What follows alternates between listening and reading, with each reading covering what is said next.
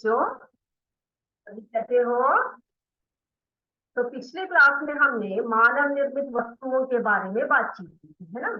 जैसे घरेलू कार्य में, कृषि कार्य में, है ना, इन सब के बारे में हमने बहुत सारी बातें की।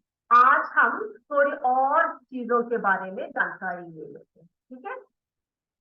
तो ये देखते हैं कि आज हम औषधियों में औषधियों में यानी कि मेडिसिन, ठीक है। औषधि यानी कि आपको पता है क्या है, मेडिसिन है। आज हमारा टॉपिक हम पहले स्टार्ट कर रहे हैं। औषधियों में जो है मानव निर्मित वस्तुएं, यानी कि औषधियां हमें पता है पहले जमाने से ही क्या है, बीमार पड़ने पर हम आम तौर पर औषधियों का उपयोग करते हैं, है ना। सभी जो है बीमार पड़ने पर औषधियों का क्या करते हैं, प्रयोग करते हैं। ये औषधियां क्या, कैसे कैसे औषधियों का प्रयोग हम लोग करते हैं। बहुत तरह के जो औषधियां हैं हम लोग आज प्रयोग में लाते हैं, है ना। जैसे कि पुराने जमाने में जो है जड़ी बूटियों को क्या करते थे, कूट कर पीस कर क्या किया जाता था, दवाइयों का निर्माण किया जाता था, दवाइयों का निर्माण किया जाता था। अभी भी करते हैं, ठीक है। आजकल भी हम लोग जो है आयुर्वेद की दवाइयां सब जो है जड़ी बूटियों से ही बनाया जाता है, आपको पता है। तो जो मानव है वो प्रकृति से उपलब्ध पेड़ पौधे एवं जड़ी बूटियों के से निर्मित औषधियों का प्रयोग सदियों से करते आ रहे हैं, है ना। आजकल अनेक रोग आ गए, है ना, बहुत सारे भीषण रोग आ गए, तो इन जड़ी बूटियों से काफी नहीं है। तो क्या हुआ, औषधियों का निर्माण विभिन्न रसायनों से भी किया जाने लगा, विभिन्न रसायनों से भी किया जाने लगा। आपको पता है आजकल बहुत सारी जो है दवाइयाँ उपलब्ध है, हमें बहुत सारी दवाइयाँ हमें उपलब्ध है। तो जो है अनेक रोगों से संबंधित औषधियों का निर्माण रसायनों से किया जाने लगा, ठीक है। जिससे क्या हुआ, अनेक रोग जैसे कि टीबी, है ना, जिसे हम ट्यूबरकुलोसिस कहते हैं, जैसे कि ऐसे एक एग्जाम्पल मैंने आपको बताया है, जो आपकी किताब में दिया हुआ है, टीबी जिसे हम ट्यूबरकुलोसिस कहते हैं, या फिर इसे हम एक और नाम से जानते हैं, तापेदिक बोलते हैं, इसे क्या बोलते हैं, तपेदिक बोलते हैं, ठीक है, तपेदिक। ऐसे दवाइयों का भी क्या करने लगे, ऐसे जो बीमारियां हैं, ऐसे बहुत सारी बीमारी जैसे हैजा हो गया, है ना, हैजा, निमोनिया, ऐसे बहुत सारी बीमारियों की दवाइयां हम लोग आजकल हमें उपलब्ध है। देखा, हैजा, निमोनिया, ये सब जो बीमारियां हैं ये आपके पुस्तक में दिए हुए हैं। निमोनिया, ठीक है, जिसमें कि बुखार होता रहता है, सीने में कफ भरता रहता है, निमोनिया। मियादी बुखार, मियादी बुखार, मियादी बुखार। फिर ऐसे सब रोगों के लिए किनका प्रयोग किया जाने लगा आजकल, एंटीबायोटिक का प्रयोग करने लगे। हमने पिछली क्लास में पढ़ा था, है ना। एंटीबायोटिक जिन्हें हम क्या कहते हैं, जैव प्रतिरोधी कहते हैं। इन सभी बीमारियों के लिए हम लोग क्या करने लगे, नए दवाइयों की खोज हुई। हमें पता है अलेक्जेंडर फ्लेमिंग जो क्या है, जो एंटीबायोटिक जिन्होंने हमें वरदान में दिया, है ना। तो जो है एंटीबायोटिक की के निर्माण हुए जो इस तरह की बीमारियों के इलाज के लिए बहुत ही लाभदायक है। कैसी दवाइयां, इनको हम क्या कहते हैं, एंटीबायोटिक, ठीक है, एंटीबायोटिक। पिछली क्लास में ये हमने पढ़ा था, एंटीबायोटिक, ठीक है, जिसे हम क्या कहते हैं, हिंदी में क्या कहते हैं, जैव प्रतिरोधी। जैसे कि कोई भी हमारे शरीर में विषाणु घुस गए और हमारे शरीर में क्या हो रहा है, हमारे शरीर में वो बीमारी फैला रहा है, तो हम किसका उपयोग करेंगे, एंटीबायोटिक का प्रयोग करेंगे।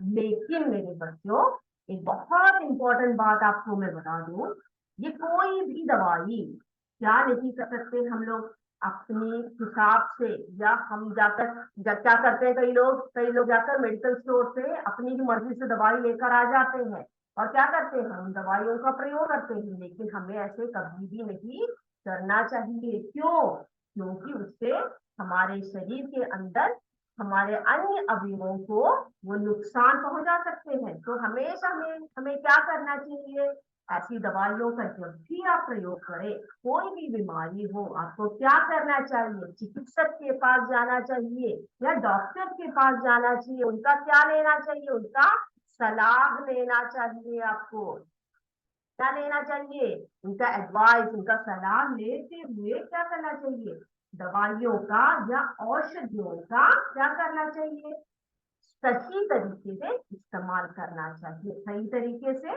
इस्तेमाल करना चाहिए। तो हमने अभी कहा औषधियों का प्रयोग जो है मनुष्य पीढ़ियों से ही करते जा रहा है, कई सालों से करते जा रहा है, सदियों से करते जा रहा है, ठीक है। और अभी क्या हो रहा है, कई तरह की दवाइयां बनाई जा रही है, इसमें से जैसे कि कई बीमारियां, जैसे अभी आपको बताया मैंने, टीबी हुआ, हैजा हुआ, निमोनिया, मियारी बुखार, इन सभी रोगों में किसका प्रयोग किया जाता है, एंटीबायोटिक का प्रयोग किया जाता है, जिसे हम जैव प्रतिरोधी कहते हैं। जैव प्रतिरोधी क्यों कहा जाता है इनको, क्योंकि जो भी कीटाणु हमारे शरीर में आ गए, ठीक है, और जैसे कोई विषाणु हमारे शरीर में घुस गए और जिससे हमारे शरीर को बहुत हानि पहुंचा है, बुखार हो रहा है जा हो रहा है, निमोनिया हो रहा है, तो उन सब का निर्मार्जन करने के लिए किसका प्रयोग होना चाहिए, एंटीबायोटिक का। लेकिन ये दवाइयां सिर्फ डॉक्टर के सलाह पर ही हमें लेनी चाहिए, ठीक है। कोई भी आपसे बोले कि ये दवाई पी लो तुम ठीक हो जाओगे, नहीं, सिर्फ आप क्या लोगे, डॉक्टर जी का सलाह लोगे, उनकी सलाह लिए बिना कोई भी दवाइयां हम नहीं ले सकते, समझ में आए। तो उसमें भी जो है पुराने जमाने की दवाइयां हो चाहे अभी के जमाने की दवाइयां हो, सभी क्या है, मानव निर्मित है। चलो अब हम पढ़ते हैं संश्लेषित रेशे। हम इसके बारे में पहले भी चर्चा कर चुके हैं, संश्लेषित रेशे, ठीक है, संश्लेषित रेशे। मैंने बताया था आपको संश्लेषित रेशे क्या है, संश्लेषित रेशे जो मानव निर्मित है, वो रेशे जो मानव निर्मित है ना, बताया था ना मैंने आपको, मैन मेड फाइबर्स कहा था, जिसको मैंने मैन मेड फाइबर्स, है ना, मैन मेड फाइबर्स, मानव निर्मित रेशे, उनको हम क्या कहते हैं, संश्लेषित रेशे कहते हैं। इसका एक और नाम है कृत्रिम रेशे, ठीक है, कृत्रिम रेशे, यानी कि ये हमें प्रकृति से प्राप्त नहीं होते, ठीक है, बल्कि ये मनुष्य फैक्ट्रियों में, मिलों में सब बनाते हैं, कृत्रिम रेशे। बेटा हमने इससे पहले ये भी पढ़े थे कि जो हमारे नेचुरल फाइबर्स है, क्या क्या थे हमारे नेचुरल फाइबर्स, क्या था, क्या बताया था मैंने आपको, नेचुरल फाइबर्स यानी कि प्रकृति जो से जो प्राप्त होते, प्राकृतिक रेशे जिसे कहते हैं ना, वो कौन कौन से थे, प्राकृतिक रेशे कौन कौन से थे बेटा, प्राकृतिक रेशे कौन कौन से बताए थे मैंने आपको, जैसे कपास से हमने क्या किया, कॉटन वस्त्र, है ना, सूती कपड़ा, सूती रेशे, फिर ऊन, ऊनी रेशे, है ना, ऊनी रेशे जो भेड़ों के बालों से निकाले जाते हैं, याकों के या जानवरों के बालों से निकाले जाते हैं, ऊनी, और रेशमी, है ना, रेशमी धागे, ये सब क्या है बेटा, ये सभी हमने पिछली क्लास में बताया था आपको, ये सब क्या है, ये सब प्रकृति से प्राप्त रेशे है, ठीक है, जैसे रेशम कीट से रेशमी वस्त्र, जानवरों के बालों से ऊन, और कपास के पौधे से सूत, ये याद है ना सबको, ठीक है। तो अभी हम बात करते हैं इसकी संश्लेषित रेशे। तो पिछली क्लास में मैंने आपको कुछ एग्जांपल्स भी बताए थे, है ना, ये देखो, ये है हमारे संश्लेषित रेशे, इनकी थोड़े से एग्जांपल्स देखो, ठीक है, थोड़े से उदाहरण देखो। देखो बेटा ये है, यानी कि आर्टिफिशियल फाइबर, संश्लेषित रेशे जो मनुष्य द्वारा निर्मित, नायलॉन, ये सबसे पहला, नायलॉन जो है ये सबसे पहला संश्लेषित रेशा है, मनुष्य द्वारा निर्मित सबसे पहला क्या है, ये संश्लेषित रेशा है, नायलॉन। फिर देखो पॉलिस्टर, देखा आपने पॉलिस्टर, ये भी एक संश्लेषित रेशा है या संश्लेषित संश्लेषित वस्त्र है। रेयॉन, ये नाम सुना आपने, रेयॉन, रेयॉन जो है ये कृत्रिम रेशम कहलाता है, आर्टिफिशियल सिल्क कहलाता है। क्या कहलाता है? रेयॉन जो है ये आर्टिफिशियल सिल्क यानी कि कृत्रिम रेशम कहलाता है। क्या कहलाता है? कृत्रिम रेशम। देखो बेटा, ये जो रेशम है ना, ये रेशम जो है, ये जो हमें रेशम के कीटों से प्राप्त होता है, ये बहुत महंगा होता है। असली जो रेशम है वो बहुत ही महंगा होता है। ठीक है, बहुत ही महंगा। ये देखो, ये है रेशम। ठीक है, ये रेशम जो रेशम की कीट से प्राप्त होकर रेशमी वस्त्र है, ये बहुत महंगा होता है। तो ये जो आम आदमी है, इस रेशम का प्रयोग यानी कि रेशम के वस्त्र को नहीं पहन सकता, क्योंकि उनके पास उतने पैसे नहीं होते कि वो रेशम का वस्त्र खरीद ले। तो महर्षि ने क्या किया, जैसे जैसे विज्ञान के खोज हुए, प्रगति हुई, उन्होंने क्या किया, उनके मन में आया जो ऐसा रेशम बनाया जाए जो हर कोई यूज कर सके। ठीक है, हर कोई, आम आदमी भी इसका प्रयोग कर सके। तो ऐसे में किसकी खोज हुई? खोज नहीं, बनाया गया किसको? रेयॉन को बनाया गया। ठीक है, रेयॉन नामक एक वस्त्र को या रेशे को बनाया गया जो कृत्रिम है। ठीक है, आर्टिफिशियल है। तो ये जो कृत्रिम रेशम है ये सभी प्रयोग कर सकते हैं, क्योंकि आम आदमी इसको सस्ते में खरीद सकता है। रेयॉन देखने में बहुत सुंदर होता है, बहुत रंग बिरंगे होते हैं। ठीक है, रेशम की तरह लगते हैं। ठीक, फिर हमने बात की पॉलिस्टर की। ये भी एक कृत्रिम रेशा है, पॉलिस्टर। ठीक है, और पॉलिस्टर का ही एक और भेद है। ये देखो, टेरिलीन, हमने बात की थी ना टेरिलीन की। टेरिलीन जिसका दूसरा नाम क्या बताया था आपको? डेक्रॉन बताया था। टेरिलीन का दूसरा नाम क्या बताया था? डेक्रॉन। तो ये सब क्या है बेटा? ये सभी संश्लेषित रेशों के उदाहरण है। आप चाहे तो अपने नोटबुक में इसको ऐसे खींचकर लिख सकते हो, ताकि जल्दी से आपको याद रहे। ठीक, जो लिखना चाहते हैं वो लिख सकते हैं। ठीक है, तो ये क्या है? संश्लेषित रेशों के उदाहरण है। संश्लेषित रेशों के उदाहरण है, नेचुरल फाइबर्स नहीं, आर्टिफिशियल फाइबर्स यानी कि मैन मेड, मानव निर्मित रेशों के उदाहरण। नायलॉन, ठीक, रेयॉन, रेयॉन जिसे हम कृत्रिम रेशम भी कहते हैं, रेयॉन। पॉलिस्टर, पॉलिस्टर, फिर क्या बताया आपको? टेरिलीन, टेरिलीन जिसे हम डेक्रॉन कहते हैं। अब चाहे तो इसको अपने नोटबुक में ऐसे ही लिख सकते हो। ठीक है, पुस्तक में दिया हुआ है, फिर भी अगर आप चाहे तो इस तरह से एक फ्लो चार्ट बनाकर उसको आप लिख सकते हो। ठीक है बेटा, लिख लिया सबने? संश्लेषित रेशे। ठीक है, देखो, नायलॉन, रेयॉन, पॉलिस्टर, पॉलिस्टर, ये है टेरिलीन, डेक्रॉन। ठीक है, ये सब संश्लेषित वस्त्र है। ठीक है, अब देखो बेटा, पिछली बार मैंने आपको बताया था ये जो संश्लेषित रेशे है ये बहुत टिकाऊ होते हैं और आकर्षक होते हैं। ठीक है, अब हम देखते हैं संश्लेषित रेशों के थोड़े से खास बातें क्या, विशेष बातें क्या। देख लो, दिखता है सबको स्क्रीन पे? ये देखो, संश्लेषित रेशों के हम क्या बोलने जा रहे हैं, विशेष बातें क्या है, कि विशेषता है, तो देखते हैं। देखो बेटा, ये जो है संश्लेषित रेशे जो होते हैं ये अधिक टिकाऊ होते हैं। क्या होते हैं ये अधिक टिकाऊ होते हैं। क्या होते हैं? अधिक टिकाऊ होते हैं, यानी कि सॉरी, अधिक आकर्षक होते हैं। पहला पॉइंट हमारा, अधिक आकर्षक होते हैं।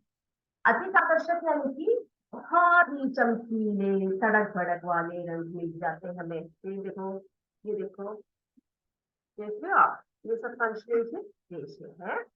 तो ये अधिक आकर्षक होते हैं, कई रंगों में इनको हमें मिल सकता है।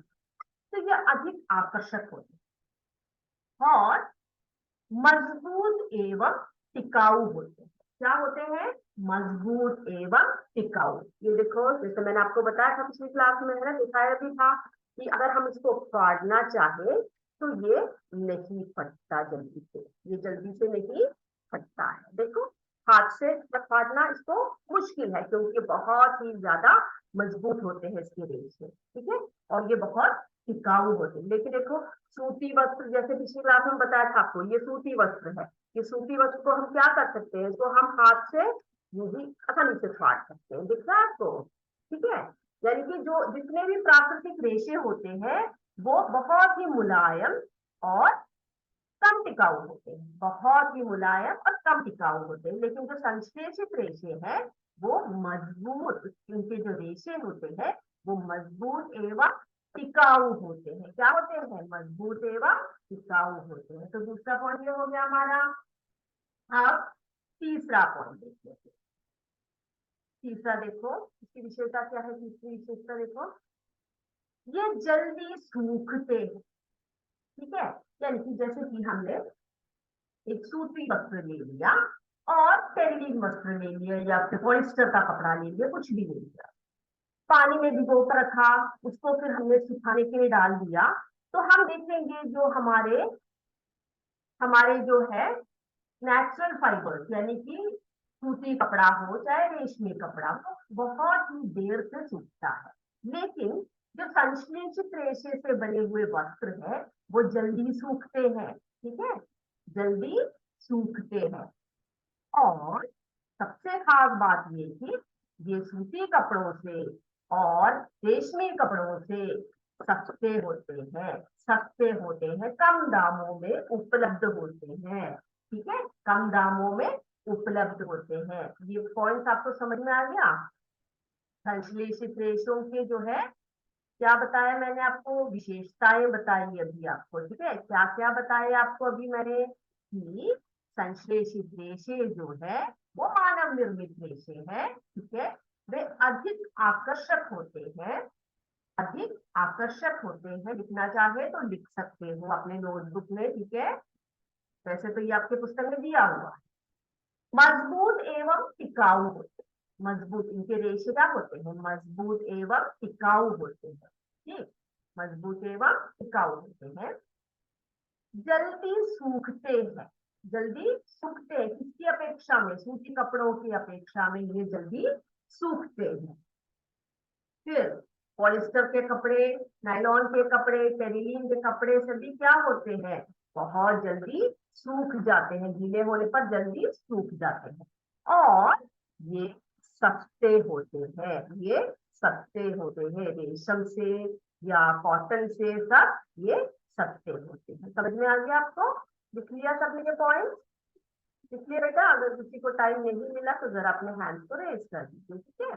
संश्लेषित रेशे अधिक आकर्षक, बस ये दिमाग में बिठा लो आप इस चीज को, ठीक है। अधिक आकर्षक होते हैं, मजबूत एवं टिकाऊ होते हैं, ठीक, जल्दी सूखते हैं, फिर ये सस्ते भी होते हैं, सस्ते भी होते हैं, ठीक है। ओके, तो ये तो था हमारे संश्लेषित वस्त्रों के बारे में, रेशों के बारे में। अब बेटा अगला टॉपिक हम पढ़ रहे हैं के बारे में। पहले मैं आपको थोड़ी सी चीजें दिखा देती हूँ, थोड़ी सी वस्तुएं आपके सामने मैं दिखाती हूँ, ठीक है। अभी दिखाते हैं।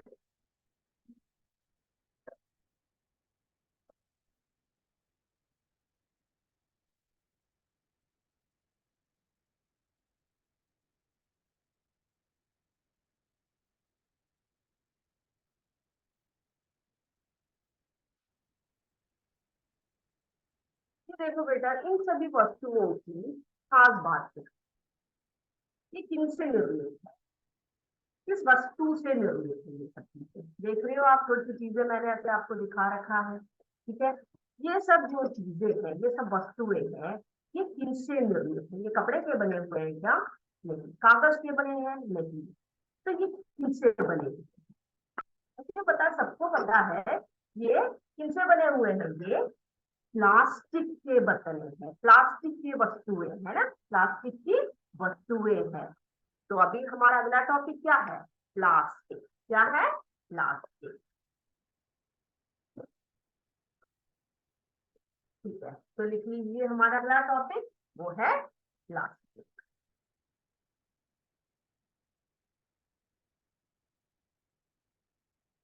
ठीक है,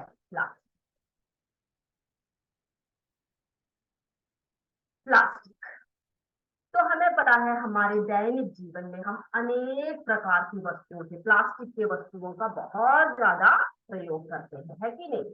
जैसे कि बाल्टी, अभी मैंने बहुत सारी वस्तुएं आपको दिखाई। हमें पता है दैनिक जीवन में हम लोग बाल्टी का, मग, दांत साफ करने वाले ब्रश आदि वस्तुओं किससे बने हुए हैं, प्लास्टिक से बने हुए हैं। ठीक है, तो ये जो है किनसे बने होते हैं, जो प्लास्टिक जो होते हैं, ये एथिलीन या एसिटिलीन से बने होते हैं। किससे बने होते हैं बेटा, ये एथिलीन, एथिलीन, एथिलीन एक इकाई है, ठीक है, रासायनिक पदार्थ है। एथिलीन या एसिटिलीन से बने होते हैं। ठीक है, तो प्लास्टिक जो है ऐसे रासायनिक वस्तुओं से, जिन्हें हाइड्रोकार्बन हम लोग कहते हैं, उनसे बने होते हैं एथिलीन। ठीक है, एसिटिलीन, ये सब क्या है, एक एक इकाइयां हैं। तो बहुत सारे एथिलीन को जोड़ जोड़ के प्लास्टिक को बनाया जाता है, एसिटिलीन को। ठीक है, इकाइयों को जोड़ जोड़ कर बहुलक बनाए जाते हैं, बहुलक। ठीक है, बहुलक क्या है बेटा, बहुलक यानी कि पॉलीमर्स कहते हैं हम अंग्रेजी में, बहुलक। एथिलीन ये एक इकाई है। तो बहुत सारे एथिलीन को जोड़ जोड़ कर बनाते हैं प्लास्टिक, बहुत सारे एथिलीन को जोड़ जोड़ कर प्लास्टिक बनाया जाता है, जिसे हम क्या कहते हैं, बहुत सारे इकाइयों को जोड़कर बनाने वाले वस्तुएं क्या कहलाते हैं, बहुलक कहलाते हैं। यानी कि इन इकाइयों को जोड़ जोड़ कर बनाए हुए बहुलक है प्लास्टिक। क्या है वो, एथिलीन, एसिटिलीन। ठीक है, और इनके अन्य उत्पाद, ठीक है, इनके अन्य उत्पादन ये बहुलक है। ठीक है, ये बहुलक कहलाते हैं। आया समझ में। ठीक है, अब हम देखते हैं कि प्लास्टिक जो है बेटा, प्लास्टिक जो है दो प्रकार के होते हैं। प्लास्टिक जो है दो प्रकार के होते हैं। प्लास्टिक दो प्रकार के होते हैं। ओके, दिख रहा है आपको। प्लास्टिक जो है दो प्रकार के होते हैं, उनकी कठोरता और गलनांक के आधार पर, कठोरता एवं गलनांक के, गलनांक यानी कि पिघलने की जो शक्ति होती है, ठीक है, उसके आधार पर प्लास्टिक को दो हिस्सों में या दो तरह के प्लास्टिक होते हैं। वो कौन कौन से हैं, थर्मोप्लास्टिक, ठीक है, और थर्मोसेटिंग प्लास्टिक। प्लास्टिक कितने प्रकार के होते हैं, इनकी कठोरता और गलनांकता के आधार पर प्लास्टिक के दो विभाजन किए गए हैं, थर्मोप्लास्टिक एवं थर्मोसेटिंग प्लास्टिक। मिल गया, आ गया समझ में, थर्मोप्लास्टिक तथा थर्मोसेटिंग प्लास्टिक। ठीक है, अब ये थर्मोप्लास्टिक क्या चीज है बेटा, देखो पहले देखो थर्मोप्लास्टिक क्या है, देखते हैं। ठीक है,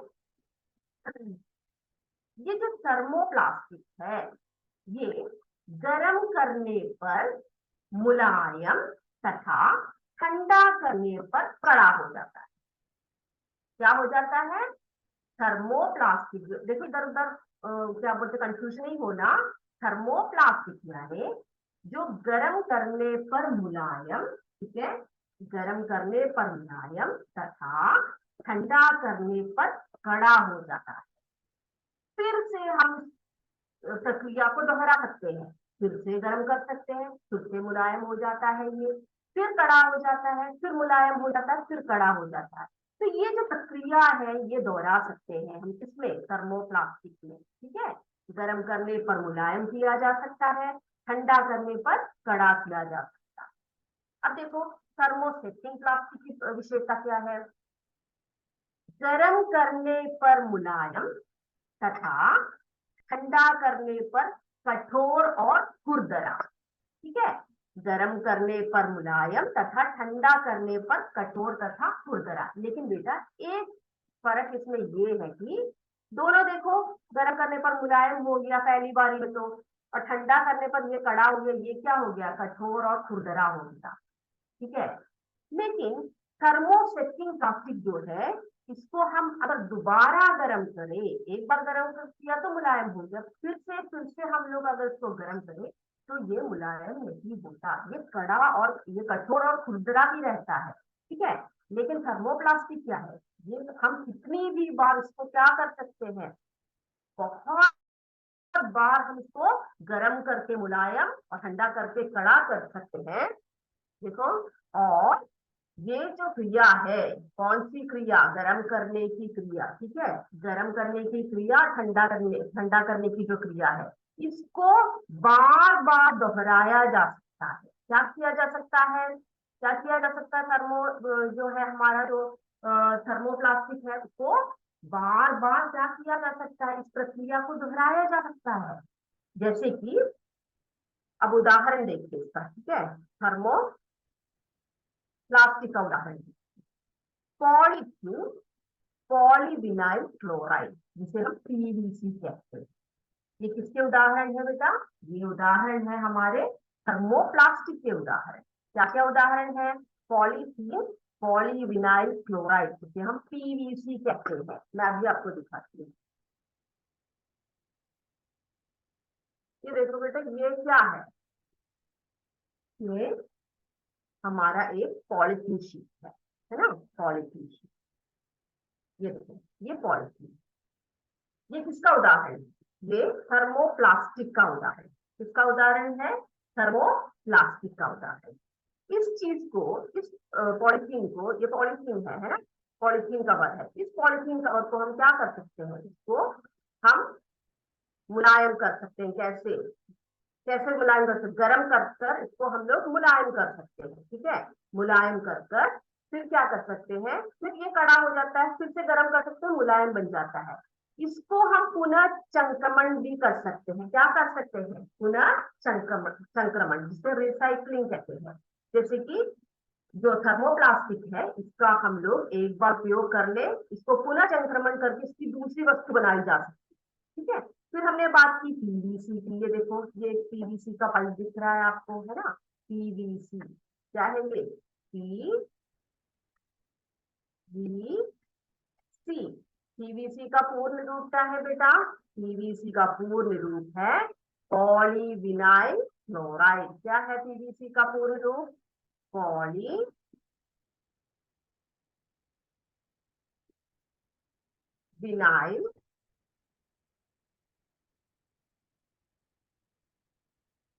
क्लोराइड, ठीक है, क्लोराइड,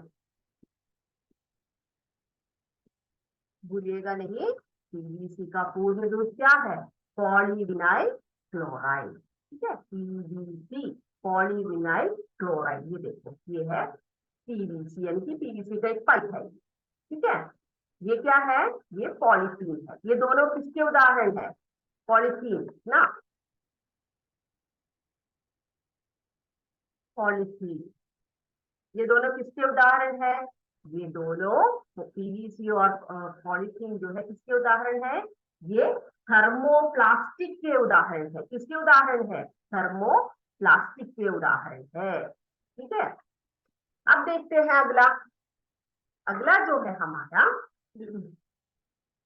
जो हमने बात की थर्मोसेटिंग प्लास्टिक की, जो मैंने आपको बताया कि इनको जो है गरम कर कर, इन्हें गरम करके दोबारा मुलायम नहीं किया जा सकता।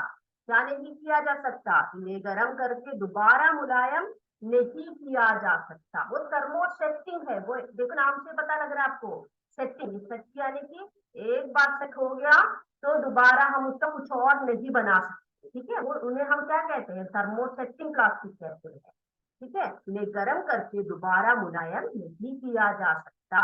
उदाहरण क्या है इनके, देखो, थर्मोसेटिंग प्लास्टिक के दो उदाहरण है यहाँ पर, बैकलाइट, मेलामाइन, ठीक है, बैकलाइट, मेलामाइन, ये किसके उदाहरण है, बैकलाइट और मेलामाइन किसके उदाहरण है, थर्मोसेटिंग प्लास्टिक के उदाहरण है, किसके उदाहरण है, थर्मो थर्मोसेटिक,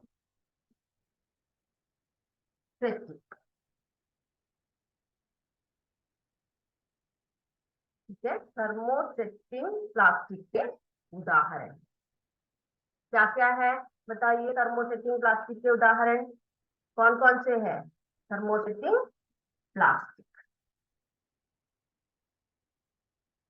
के उदाहरण है, क्या क्या बताया मैंने आपको अभी?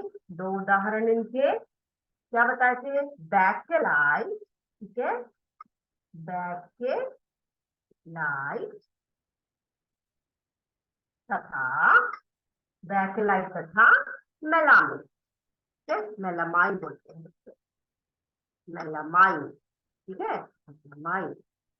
ठीक है बेटा, आपको देखना है ना बैकेलाइट कैसी वस्तु होती है। मैंने आपको क्या दिखाया? पॉलिथीन दिखाया और पीवीसी दिखाए, जो जिसके उदाहरण थे थर्मो प्लास्टिक के उदाहरण थे, है ना, थर्मोप्लास्टिक के उदाहरण। अभी हम क्या देखने वाले हैं? अभी हम क्या देखेंगे? बैकेलाइट और मेलामाइन को दिखाते हैं, ठीक है, ठीक है। ये देखो बेटा, ये मेरे पास क्या है? ये कुकर की एक जो है ढक्कन है। जब आपकी मम्मी खाना पकाती है तो आप देखते हो उसमें एक हैंडल होता है, इस तरह का, है ना, कुकर में एक हैंडल होता है, देखा है ना? जिससे क्या होता है कि ये कुकर कितना भी गर्म हो जाए, आप इसमें पकड़ सकते हो, आप इसमें पकड़ सकते हो, ये गर्म नहीं होता, ये गर्म नहीं होता। ये किससे बना होता है? ये बैकेलाइट से बना होता है। किससे बना होता है? ये बैकेलाइट से बना है, बहुत मजबूत होता है ये, ठीक है। तो ये जल्दी से पिघलता नहीं है, चाहे कुकर कितना भी गर्म हो जाए, ठीक है, तो ये आराम से इसको पकड़ सकते हैं, ठीक है बेटा। तो ये बैकेलाइट का एक उदाहरण है। अब मेलामाइन का उदाहरण देख लीजिए। मेलामाइन, ये देखिए, ये प्लेट है, ये मेलामाइन का प्लेट है, ठीक है, मेलामाइन का प्लेट है, ठीक। ये इसमें आप गर्म खाना भी डाल दो, ये पिघलता नहीं है, ये बहुत ही कठोर सख्त है, ठीक है। तो ये समझ में आ गया आज आपको? ये दोनों समझ में आ गए, ठीक है। तो थर्मोसेटिंग प्लास्टिक, प्लास्टिक दो प्रकार के हैं, कौन कौन से हैं? थर्मो प्लास्टिक और थर्मोसेटिंग प्लास्टिक, ठीक है, थर्मोप्लास्टिक एवं थर्मोसेटिंग प्लास्टिक, ठीक है। इनके अगर आपको नोट्स चाहिए तो अगली क्लास में हम इसको दिखाएंगे, ठीक है, थर्मोसेटिंग तथा थर्मोप्लास्टिक। समझ में आ गया? तो आज हम यही समाप्त करते हैं अपने क्लास को। इसको प्लास्टिक का अगर आपको समझ में नहीं आया, अगली क्लास में एक और बार हम इस चीज को दोहराएंगे, ठीक है, तो आपको एकदम से समझ में आ जाएगा, ठीक है बेटा। तो अब क्या करते हैं? अब हम अगली क्लास की तरफ बढ़ते हैं, ठीक है। आप इंतजार कीजिए, आपकी अगली कक्षा के लिए आपकी मैम तैयार है, ठीक है बेटा। इसी के साथ जय हिंद, जय विद्या शक्ति, जय भारत। धन्यवाद मेरे बच्चों।